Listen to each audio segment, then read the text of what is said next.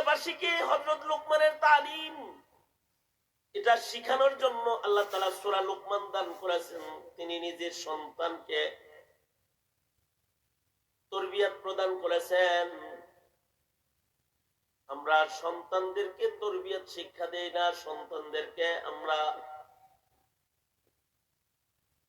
শিক্ষিত বানাই, সন্তানদেরকে আমরা ইস্টাবলিশড বানাই, কিন্তু দিনদার বানাই না, মুত্তাকি বানাই না। সন্তানদের হৃদয়ের হালত স্বচ্ছ বানাই না, অথবা সন্তানদেরকে আমরা আল্লাহ চিনাই না। আর হযরত লোকমান হলো নিজের সন্তানকে আগে আল্লাহ শিখাইছে, ইয়া বুনাইয়া লা তুশরিক বিল্লাহ। সন্তানকে আগে শিক্ষা দিছে, সন্তান তোমার একজন মনিব আছে, তোমার একজন মালিক আছে, সাবধান, সে মালিকের সাথে কখনো কিন্তু তুমি শিরিক করো না। আর হাল জমানায় হইল সন্তানকে শিরিক নিজের হাতে শিক্ষা দেয়। বাপও মুশরিক, ছেলেও মুশরিক। বাবু মাজার পূজারি, সন্তানকে মাজার পূজারি বানায় ছেড়ে দেয়।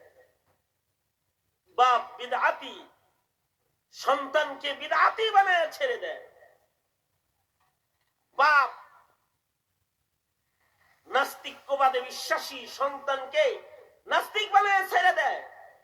বাপ এতটাই গাফেল, ইসলামের পতাকার নিচে সন্তানের জন্ম হয়, কিন্তু তার ইসলামের বাইরে ছেড়ে দেয়, যে সে ইসলাম বঞ্চিত হয়ে সন্তান কবরে চলে যায়। এ কারণে সূরা লোকমান দিয়ে আল্লাহ তাআলা পিতার জাতিকে পিতৃ জীবনের আদর্শ শিখাইছে, যে সন্তান জন্ম দেওয়ার নামই কিন্তু সফলতা না, সন্তানকে আল্লাহ চিনানোর মাধ্যমে সফলতা, সন্তানদেরকে ইবাদত করানোর ভেতরে পিতৃ জীবনের সফলতা, সন্তানের হৃদয়কে সুন্দর বানানোর ভেতরে পিতৃ জীবনের সফলতা। হযরত লোকমান নিজের সন্তানকে একদিন বসায়া বললেন, সন্তান তোমার জিন্দেগির পণ বানাও, চারটি বিষয়কে তুমি তোমার জীবনের প্রতিজ্ঞা বানাও। একটা হলো, সন্তান তুমি নামাজ কায়েমকারী হইবা। ইয়া বুনাইয়া আকিমিস সালাহ, এই সন্তান তুমি নামাজ কায়েমকারী হও, নামাজ পড়নেওয়ালা হও, নামাজের হক আদায় করনেওয়ালা হও। সন্তানকে নামাজি বানানোর জন্য মেহনত করে জিন্দেগির কোন প্রতিজ্ঞা হিসাবে সন্তানের হাতে লোকমান নামাজ তুলে দিতেছেন। আর আমাদের পিতারা সন্তানদেরকে ফালতু ছেলেদের সাথে চলার সুযোগ করে দিয়ে বাপ হয়ে সন্তানের হাতে গাঞ্জা, ইয়াবা, বাবা তুলে দেয়, নেশাদ্রব্য তুলে দেয়। আর লোকমান দিচ্ছেন তার সন্তানকে নামাজ, ইয়া বুনাইয়া আকিমিস সালাহ, এই সন্তান নামাজ কায়েমকারী হও। নামাজ তো শরীয়তে ইসলামের সর্বাধিক গুরুত্বপূর্ণ আফজাল ইবাদত। কেউ যদি ইচ্ছাকৃত নামাজ ছেড়ে দেয় তাহলে সে কাফের হয়ে যায়। মান তারাকা সালাতান মুতাআম্মিদান ফাকাদ কাফারা, যে ইচ্ছাকৃত নামাজ বর্জন করবে, নামাজ, তো তার ঈমান নষ্ট হয়ে যাবে। কোন কোন ইমাম বলেছে বেনামাজির গর্দান কেটে দাও, সাজা হলো তার গর্দান উড়ায় দাও। ইমামে আজম আবু হানিফা রাহমাতুল্লাহ আলাইহি বলেছেন, যারা নামাজ পড়ে না তাদের জেলখানায় পাঠিয়ে দাও। এ কারণে সৌদি আরবে এই আমল এখনো আছে।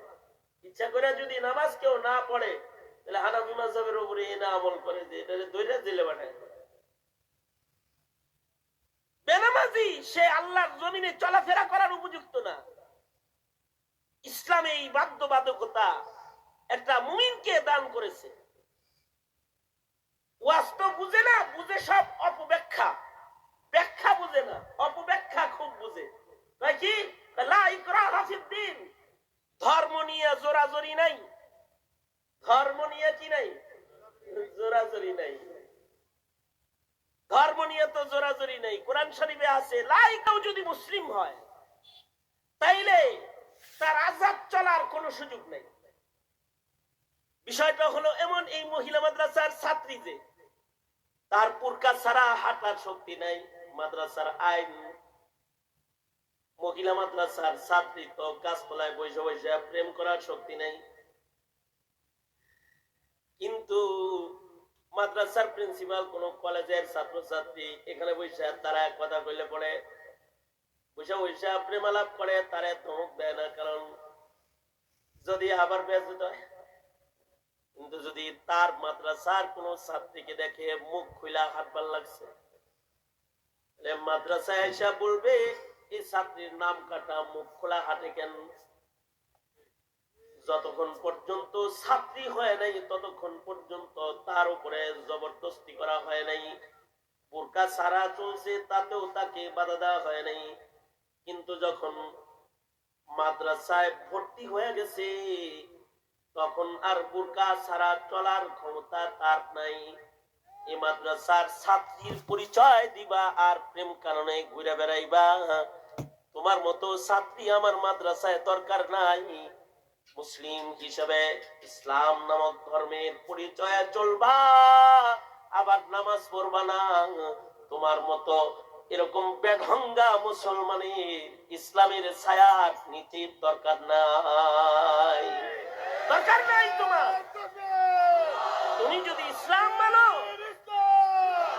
তুমি যদি